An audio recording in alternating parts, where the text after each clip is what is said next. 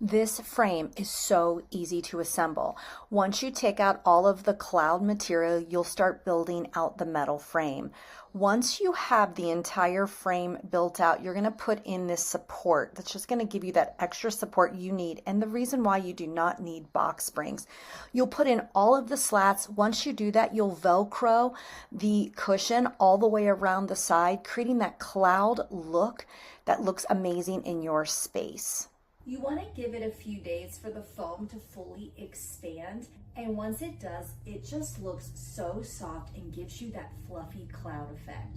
I also love how this is low profile and truly gives it a floating look.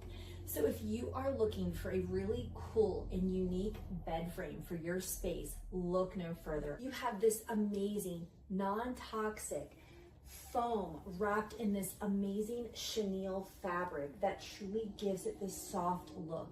It has that 360-degree envelopment of the frame. You have this really nice solid metal frame that holds a king mattress without any type of slipping, any type of movement, or squeaking noise. It was easy to assemble. It truly took about 15 to 20 minutes to put this all together. I love everything about this bed frame, and I bet you will too.